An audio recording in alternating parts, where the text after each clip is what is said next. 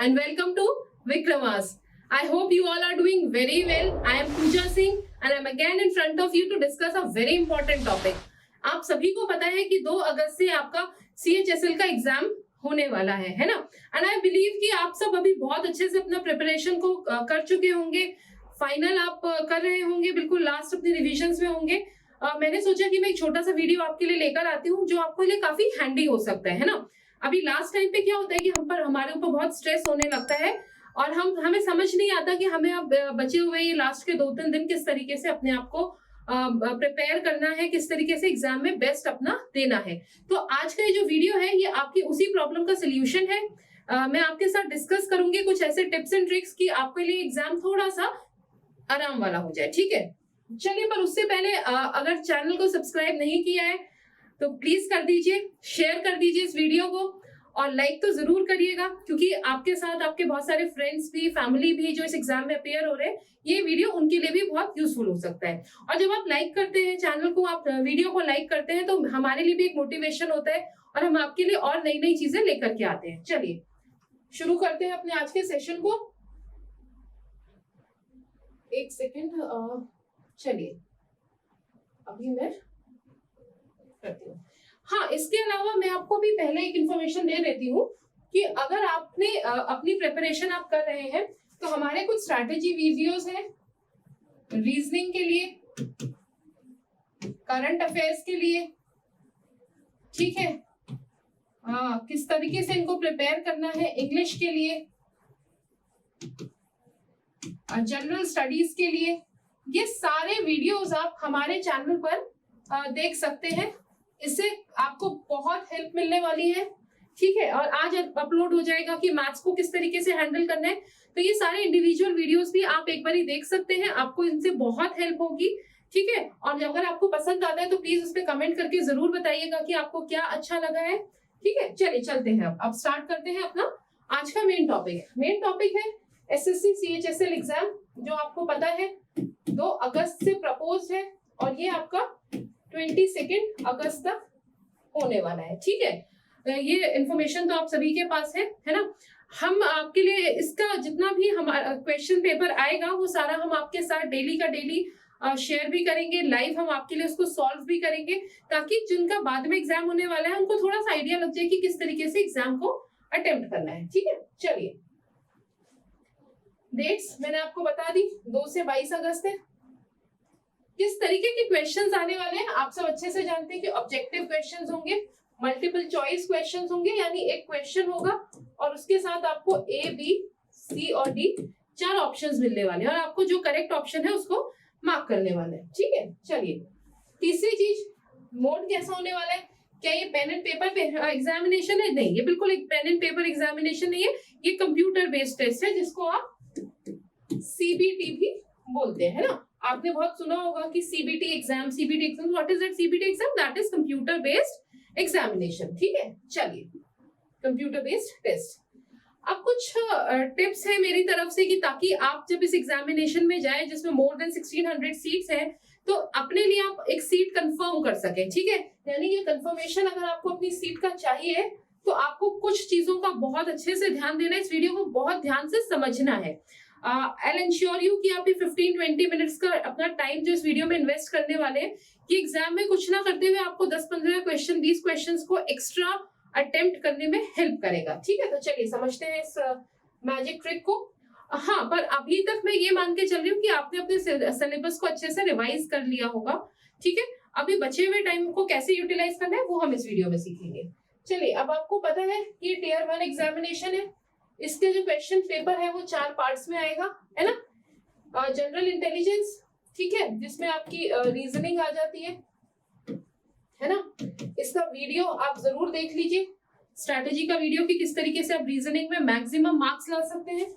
फिर English language, ठीक है, इसका भी वीडियो हमारे चैनल पे अवेलेबल है, उसको भी आप चेक कर सकते हैं. देन क्वांटिटेटिव एप्टीट्यूड, जिसे आप क्वांट भी कहते हैं, है ना, क्वांट कहते हैं. और बेसिकली दिस इज मैथ्स का पोर्शन, है ना. इसका रिलेटेड इसका स्ट्रैटेजी वीडियो भी आप आज हमारे चैनल पर देख पाएंगे, उसको भी आप जरूर देख लीजिए. जनरल नॉलेज या जनरल अवेयरनेस जिसको कहते हैं, जिसमें 2 पोर्शन होते हैं. एक स्टैटिक पोर्शन होता है और एक आपका करंट अफेयर्स का होता है ना. चलिए, आई होप आपने पिछले 6 महीने के करंट अफेयर्स को बहुत अच्छे से देख लिया होगा, ठीक है। और आगे की प्रिपरेशन के लिए भी आप हमारे चैनल के साथ जुड़ के डेली लाइव क्लासेस में हमारे साथ करंट अफेयर्स पढ़ सकते हैं, पर उसके लिए आप टेलीग्राम चैनल को भी ज्वाइन कर लीजिए ताकि नोटिफिकेशंस आपको मिलते रहे। और स्टैटिक में आपको पता है ना, history, geography, then polity, economics, environment and science, ठीक है। ये सारे क्वेश्चंस आपका इन सारे पोर्शन से आएंगे। आई होप आपने अच्छे से प्रिपेयर कर लिया होगा। मैक्सिमाइज कैसे करना है मार्क्स को वो मैं आपको यहाँ बता रही हूँ। चलिए, इंग्लिश और हिंदी दोनों में आएगा। कुछ जनरल इन्फॉर्मेशन है आपके लिए। पेपर जनरल हिंदी और इंग्लिश दोनों में होगा except for the English portion. English के जो 25 क्वेश्चन आएंगे उनका हिंदी आपको नहीं मिलेगा। रेस्ट ऑल मैथ्स, क्वांट और मैथ्स हो गया, क्वांट हो गया, या फिर आपका रीजनिंग हो गया, वो सारे क्वेश्चंस आपके हिंदी और इंग्लिश दोनों में आपको मिलेंगे। नेगेटिव मार्किंग होती है इसमें, कितनी होती है? 0.50 मार्क्स की, यानी 2 नंबर का क्वेश्चन है, अगर आपने गलत कर दिया तो आपका 0.5 मार्क्स कट जाएगा, यानी 1/4 की नेगेटिव मार्किंग है, ठीक है। आई होप ये आपको लिए क्लियर होगा आपको। चलिए फिर देख लेते हैं कि आप जनरल इंटेलिजेंस यानी रीजनिंग के क्वेश्चंस आपको किस तरीके से हैंडल करने हैं। अभी जब आप सारा प्रिपेयर कर चुके हैं तो किस तरीके से आप करेंगे कि आपको मैक्सिमम मार्क्स वहां से मिल सके। तो अभी लास्ट मोमेंट पे आपको क्या करना है कि इसके जितने भी रिवीजन आपको करना है, उन फॉर्मूलाज का, उन टिप्स एंड ट्रिक्स का जो आपने इनके लिए समझी होंगी, जो इन क्वेश्चंस को करते टाइम आपने कुछ फॉर्मूलाज डिराइव करे होंगे, क्योंकि रीजनिंग में एज सच फॉर्मूलाज नहीं होते, कुछ टिप्स एंड ट्रिक्स और कुछ फॉर्मूलाज हम बेसिकली क्वेश्चंस को करते करते डिराइव कर लेते हैं। तो अभी आपको लास्ट मोमेंट पे उन सबको रिवाइज करना है, उन सबको ही देखना है, बहुत ज्यादा कुछ नहीं जाना। और उसके लिए आई थिंक आपने प्रीवियस ईयर क्वेश्चंस का एनालिसिस करके, है ना, प्रीवियस ईयर क्वेश्चन का आपने एनालिसिस कर लिया होगा और उससे कुछ थीम्स डिराइव करी होंगी। आई होप, आई बिलीव कि आपने इतना कर लिया होगा। तो वो क्वेश्चंस जो बार बार पिछले सालों में रिवाइज हो रहे हैं, रिपीट हो रहे हैं, आपको उनके फॉर्मूलाज को, उनकी टिप्स को, उनके ट्रिक्स को आपको बहुत अच्छे से देखकर जाने वाला है। बिकॉज अब मान के चलिए कि 50 to 60% क्वेश्चंस, मैं ऐसा नहीं कहूंगी कि question with language, themes repeat होते हैं, है ना, किसी भी एग्जामिनेशन में थीम्स रिपीट होते ही होते हैं, ठीक है। चलिए, अब आपकी इसकी सॉल्विंग और थिंकिंग एबिलिटी, आपको एग्जाम में जब आप क्वेश्चन पढ़ेंगे तो आपको उसको पढ़ के बहुत अच्छे से समझना है, एनालाइज करना है, उसके बाद उसको आंसर देना है, ठीक है। किसी भी एक क्वेश्चन पे अटक मत जाइए, क्योंकि आपको याद रखना है कि जो 25 क्वेश्चन आपको दिए गए हैं, सारे ही क्वेश्चंस का जो वेटेज है वो सेम है। हर क्वेश्चन 2 मार्क्स का है, ठीक है। Every question is of 2 marks. So my humble request, my advice, please don't get stuck on a single question, ठीक है। If you are not getting that question, आपको समझ नहीं आ रहा है, छोड़ दीजिए, go to the next question, come back to that question once you finish your complete question paper, ठीक है। एक बार आप पूरा क्वेश्चन पेपर कर लेते हैं तो वापस से आ जाइए उसी क्वेश्चन पे। पर अगर आपको लग रहा है कि नहीं ये क्वेश्चन ट्रिकी है, मैं अभी इसको नहीं कर पा रही हूँ या नहीं कर पा रहा हूँ, लीव इट, क्योंकि आपको समझना पड़ेगा कि बाकी के क्वेश्चन भी 2 नंबर के ही हैं, ठीक है। चलिए, आई थिंक ये आपको बहुत इंपॉर्टेंट होने वाला है, अपने दिमाग में रखना, रिवाइज रिपीट करते रहिए इस चीज को कि I have not to stuck in a single question, because each question is carrying equal weightage. अब कुछ डेटा बेस्ड क्वेश्चंस होते हैं, ठीक है, जिसमें कुछ डेटा दिया होता है। इस तरीके के क्वेश्चंस को जब आप सॉल्व कर रहे हैं तो लॉजिक्स लगाइएगा, ठीक है। तीसरी इंपॉर्टेंट चीज, चौथी इंपॉर्टेंट चीज कि आपको खुद से कुछ assumptions नहीं करने हैं। अगर एग्जामिनर ने बोला है कि roses are black in colour, तो आप सोचने नहीं लग जाएंगे कि क्वेश्चन ही गलत है, रोजेस तो मैंने रेड देखे हैं तो रेड ही होते हैं। नहीं, एग्जामिनर ने अगर बोला है रोजेस आर ब्लैक, तो आपको रोजेस आर ब्लैक मानकर ही उस क्वेश्चन को सॉल्व करना है। बिकॉज इस तरीके के क्वेश्चंस में assumptions जो क्वेश्चन में दी होती है हमें वही मांगनी होती है। अगर वो यूनिवर्सल ट्रुथ नहीं भी है, ठीक है, मान रहे हैं आप कि अगर वो यूनिवर्सल ट्रुथ नहीं भी है, तब भी if it is given in examination in an assumption, तो you have to assume it that way only, ठीक है। चलिए, आई होप ये आपको क्लियर होगा, है ना। अब आते हैं इंग्लिश लैंग्वेज पर। आपको अपनी वोकैबुलरी रिवाइज करनी है, क्वेश्चंस इसके बेस्ड आएंगे, प्लस इसके बाद आपको जो बेसिक ग्रामर है, आई होप आपने बहुत अच्छे से उसको कर लिया होगा, रिवाइज कर लीजिए उसको, उसके बेसिक रूल्स को, जो बेसिक ग्रामर के रूल्स है उनको रिवाइज कर लीजिए, ठीक है। इंग्लिश लैंग्वेज और कॉम्प्रिहेंशन सेक्शन में स्पेशली ये बहुत काम आने वाला है, यानी कि आपने क्या करना है, सिर्फ 2 चीजें इसमें अभी बचे हुए टाइम में करनी है। एक तो आपको अपनी वोकैबुलरी पर ध्यान देना है, उसको रिवाइज करना है, प्लस आपका ग्रामर के बेसिक ग्रामर के रूल्स आपको रिवाइज करने हैं। ये 2 चीजें करिए बचे हुए टाइम में, क्योंकि परसों ही आपका एग्जामिनेशन है। तो आज से और कल के बीच में आपको मैं जितना बता रही हूँ आप सिर्फ उतना रिवाइज करिए, देखिए आपका एग्जामिनेशन बहुत स्मूथली हो जाएगा। आपको स्ट्रेस भी नहीं होगा, आपको टेंशन भी नहीं होगा कि मैं, क्योंकि मान के चलिए हर चीज आप अभी रिवाइज नहीं कर पाएंगे। और अगर आपने किसी भी चीज को अच्छे से पढ़ा है, समझा है, एग्जामिनेशन से पहले सबके साथ होता है कि हमें लगता है हम भूल गए, लेकिन जब आप एग्जाम में आते हैं, आपके सामने 4 ऑप्शंस आते हैं, तो आपका सबकॉन्शियस माइंड आपको हेल्प करता है उन क्वेश्चंस को सॉल्व करने के लिए। यानी आपने कभी कभी उस स्टेटमेंट को, उस वर्ड को, उस टर्मिनोलॉजी को पढ़ा होता है, तो एग्जाम में जब आपके सामने वो आता है तो आप इजीली उसको देख करके रिकॉग्नाइज कर लेते हैं। बस अपने ऊपर आपको ट्रस्ट करके चलना है, ठीक है। अभी जो सबसे बड़ा चीज आपको हेल्प करने वाली है वो है अपने ऊपर ट्रस्ट, कि आपने जो पढ़ा है वो अच्छे से पढ़ा है, और जब आप एग्जाम में क्वेश्चन अपेयर करेंगे तो आप उसको कर पाएंगे। And believe me, I have seen so many students in my life जिनको एग्जाम से पहले एंजाइटी होती है। It's a very common thing, but I suggest don't be anxious. जितना बता रही हूँ उतना रिवाइज कर लीजिए, आपको बहुत हेल्प होने वाला है, ठीक है। And please trust yourself. आपने साल भर लगाया है, 2 साल लगाया है, आप इतने दिन से पढ़ रहे हैं, तो ट्रस्ट योर इंस्टिंक्ट्स कि आप अच्छे से कर लेंगे। चलिए, अगर क्वांट बेस्ड यानी मैथ्स के अगर कुछ क्वेश्चंस आते हैं, तो अभी मैथ्स कैसे रिवाइज करना है, बहुत होता है कि भूल गए, कुछ नहीं भूलेंगे आप, ठीक है। आपको क्या करना है, इन डेप्थ में नहीं जाना, आपको सिर्फ बेसिक्स को रिवाइज करना है, ठीक है। अभी इसके लिए कुछ टिप्स एंड ट्रिक्स हैं। देखिए, रिवाइज आपको क्या करना है, सिर्फ बेसिक फॉर्मूलाज रिवाइज करने हैं।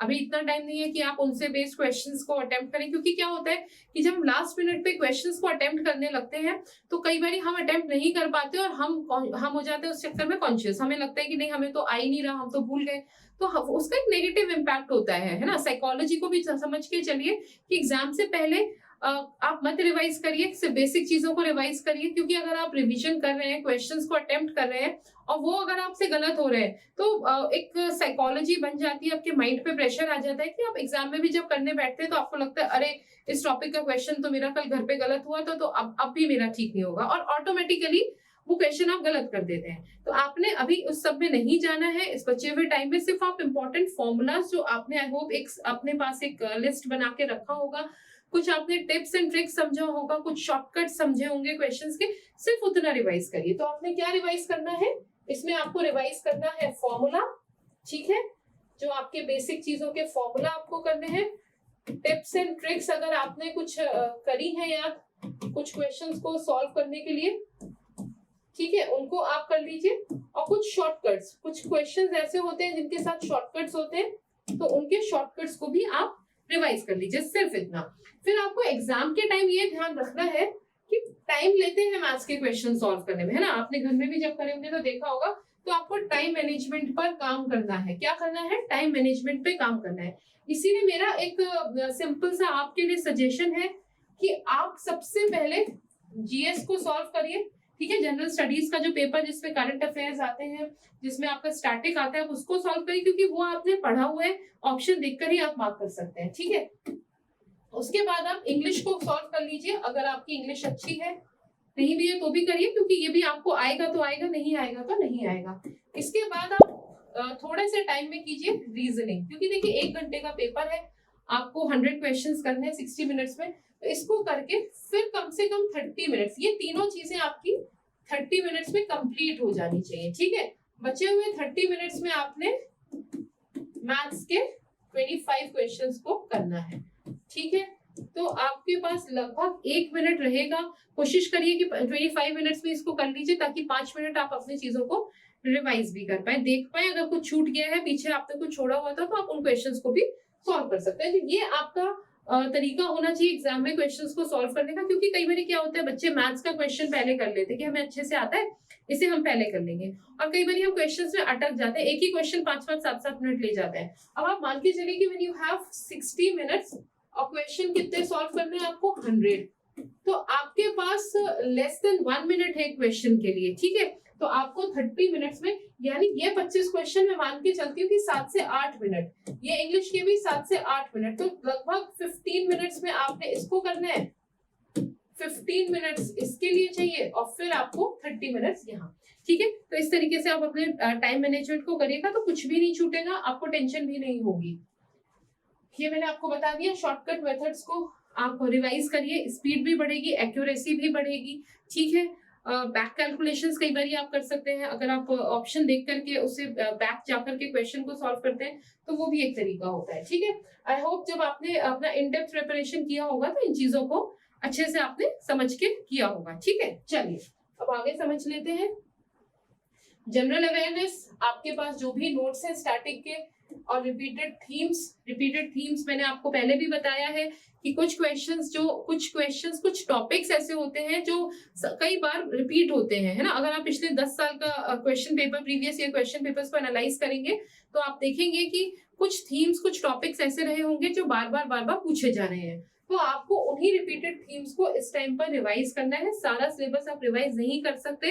Again I will tell you कि trust your instincts when you will be appearing in the examination and when you see the question, I can guarantee you many of the questions you will just do by seeing the options. आपको options देखकर याद आ जाएगा कि आपने ये कहीं पढ़ा है। ठीक है, चलिए करंट अफेयर्स से आई होप आप सबने अपने को अपडेट कर लिया होगा।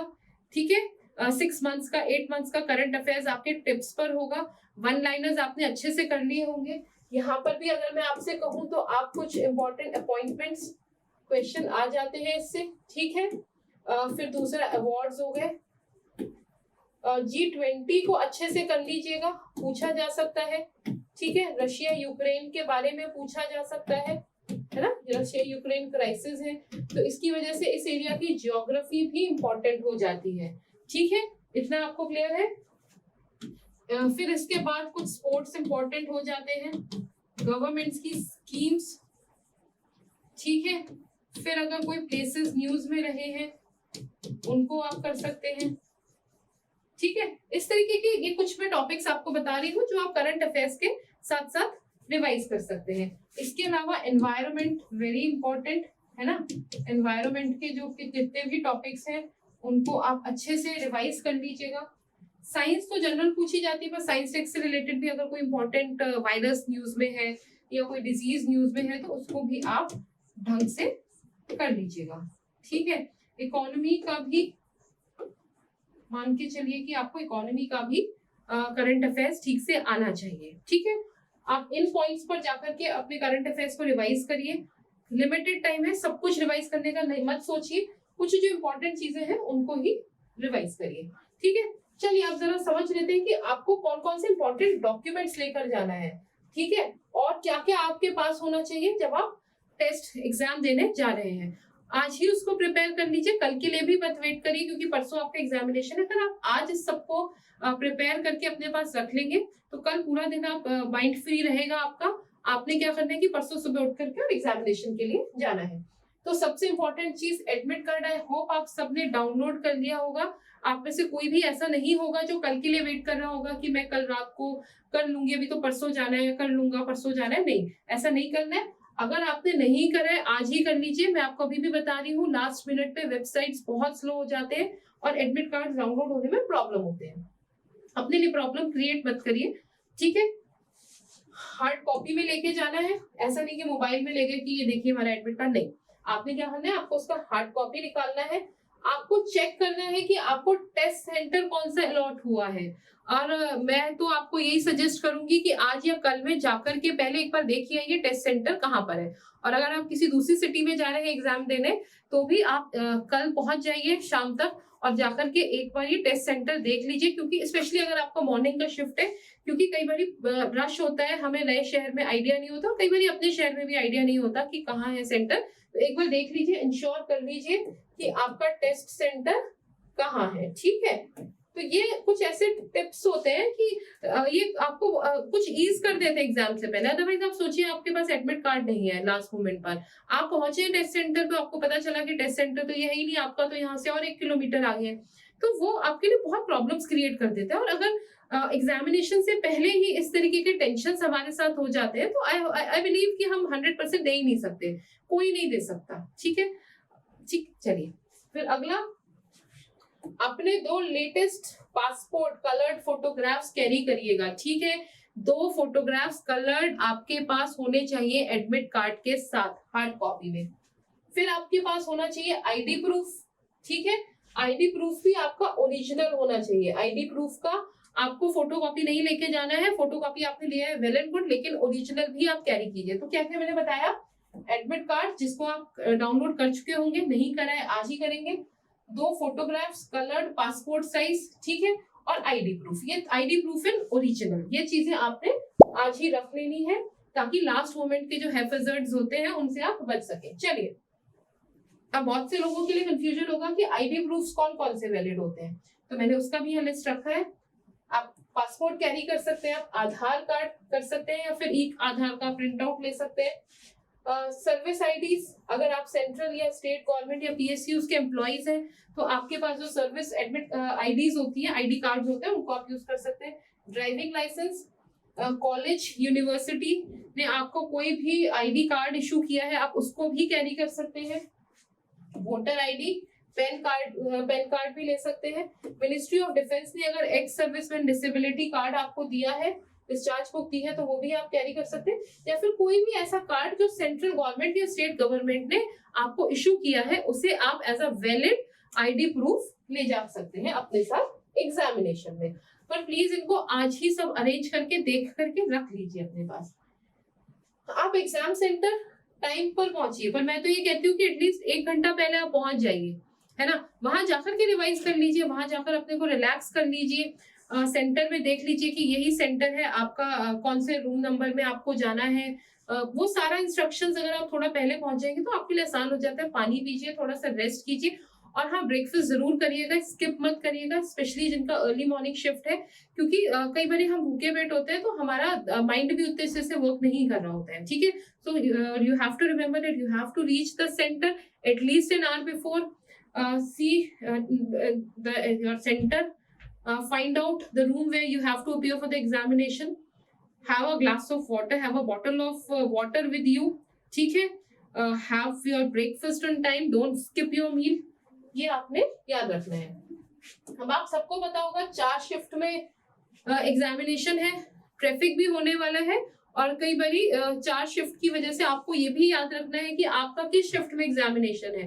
प्लीज उसको एडमिट कार्ड पे देख लीजिए, मार्क कर लीजिए, अपने पास रिमाइंडर्स लगा लीजिए कि आपका किस शिफ्ट में एग्जामिनेशन है। उसको ऊपर नीचे नहीं करिएगा, क्योंकि अगर आप पहले पहुंच गए तो कोई बात नहीं, लेकिन अगर आप अपनी शिफ्ट निकल जाने के बाद पहुंचे तो आपका बहुत बड़ा नुकसान हो सकता है, ठीक है। आई होप ये चीज आपको लग रहा होगा कि कितना छोटी सी बात है, मैं आपको यहाँ बता रही हूँ, लेकिन ये बहुत इंपॉर्टेंट बात है, बिकॉज ये आपका करियर का सवाल है। आपको एक सीट जरूर अपने लिए ब्लॉक करनी है, ठीक है। वाटर बॉटल्स कैरी करिए, और आपके एडमिट कार्ड में जो भी डिटेल्स, जो भी इंस्ट्रक्शंस आपको दिए गए हैं, प्लीज उन इंस्ट्रक्शंस को ध्यान से पढ़ लीजिए।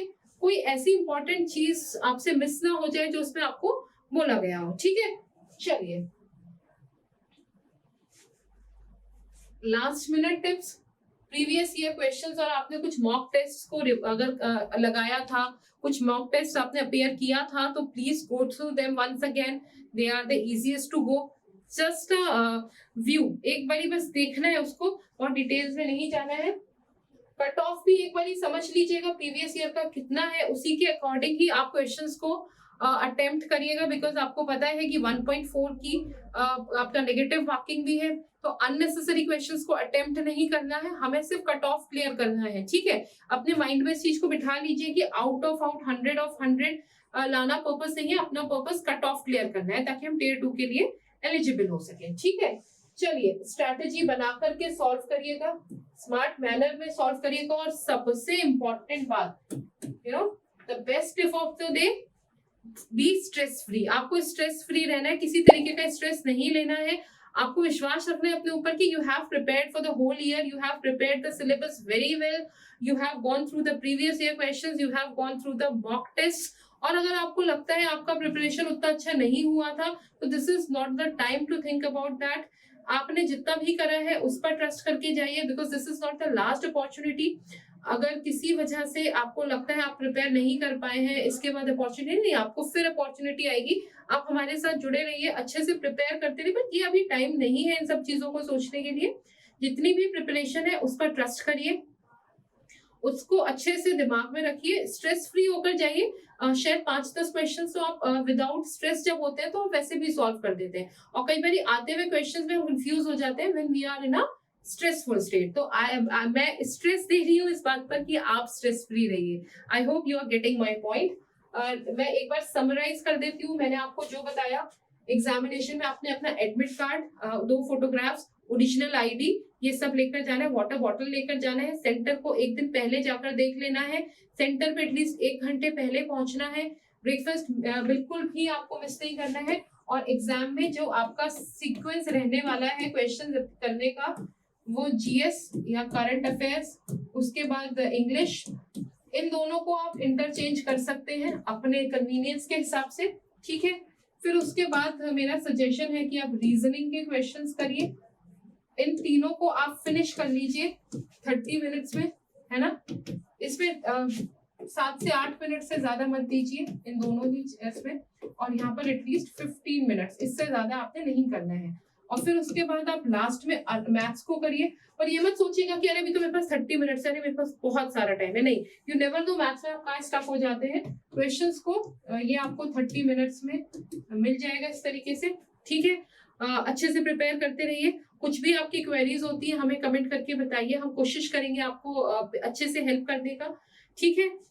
अच्छा लगा है वीडियो तो प्लीज लाइक कर दीजिएगा, सब्सक्राइब कर दीजिएगा, 2 बार इस वीडियो को देख लेना, आपको कुछ ना कुछ मदद तो जरूर मिलेगी, ठीक है।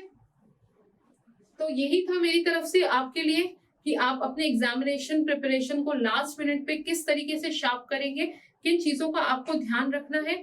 आई होप आपको ये समझ आया होगा, पसंद आया होगा, ठीक है। तो I will be meeting you again with another video and in the live class for current affairs.